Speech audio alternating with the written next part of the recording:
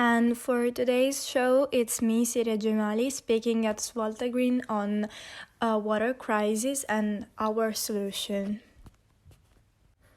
Contemporary society has become accustomed to the idea that essential resources for life and for economic and productive activities such as water are endless, within reach, always available. Not everyone knows, however, that this fundamental resource is limited, and in some situations it also begins to run out. It is therefore necessary to improve the knowledge and protection of water as a fundamental element existing in nature and water as a resource for development necessary for life, health, cities, and the countryside, and in particular for agriculture and healthy eating. Supply difficulties, declining quality, careless consumption, and waste of water are a cause for concern.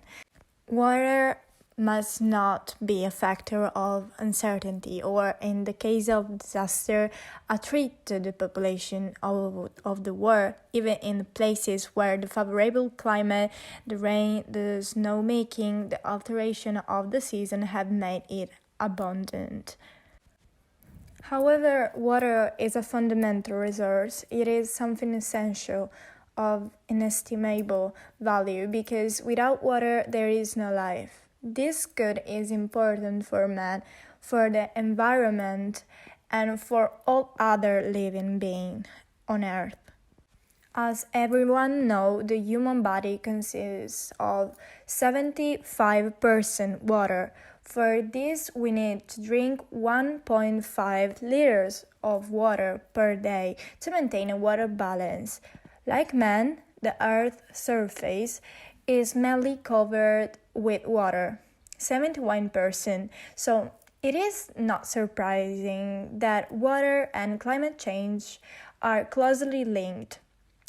The high emission of gases have led to the greenhouse effect, favoring changes in the temperature of the Earth's water. Water, among other things, is the habitat of many species of marine animals swimming in the seas, rivers, and lakes of the Earth. Climate change is a long-term variation of the Earth's average climatic condition and affects countries on all continents. The Earth has always undergone changes, but the problem is that the climate changes observed since the 20th century are not natural, but are caused by man, in particular by the use of fossil fuel. Climate change is causing drought, melting glacier, rising sea level, loss of biodiversity, and increased rainfall. It is therefore essential to understand that water is at the forefront of the mechanism that fuels climate change. A mechanism that over the years has been able to enter the water cycle, alter it, and transform it into a weapon that fits the climatic upheavals that we observe every day in the entire terrestrial ecosystem and that over time is leading to the reduction of water reserves. Let us remember that the latter problem is further fueled by the waste of water by man. So, the possibility for humans to use water becomes increasingly scarce. That is why access to water is called fundamental and unalienable right of every man, because it is essential for the survival and development of it.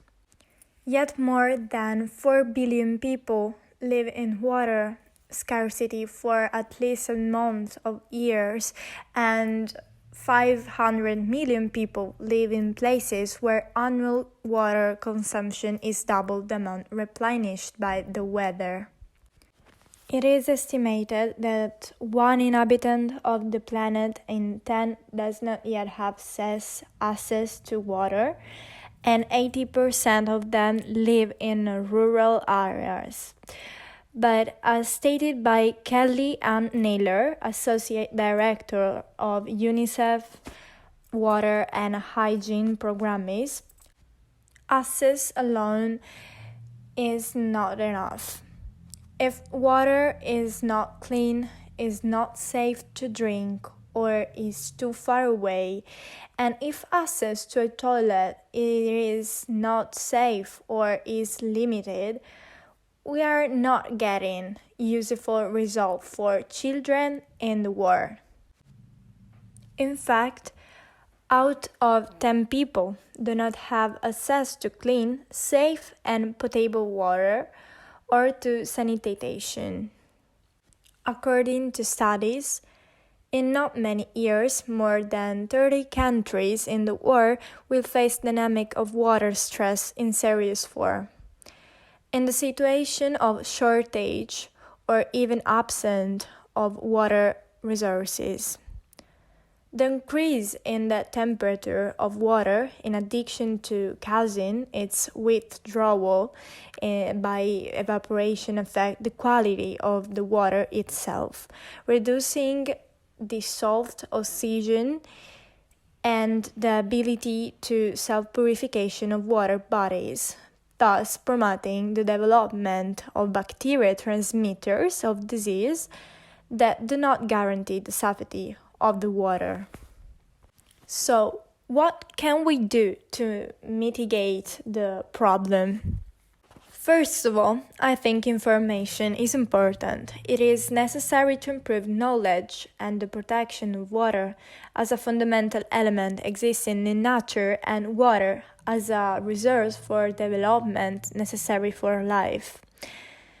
And at cities and the countryside, in particular for agriculture and healthy nutrition. The availability of water for the near future is therefore in doubt.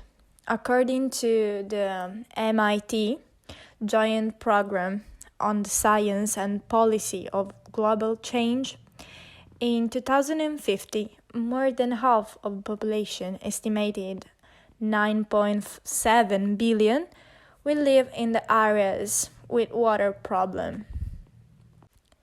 It is sometimes difficult to remember that water represents the quality of life itself in both the developed and developing world.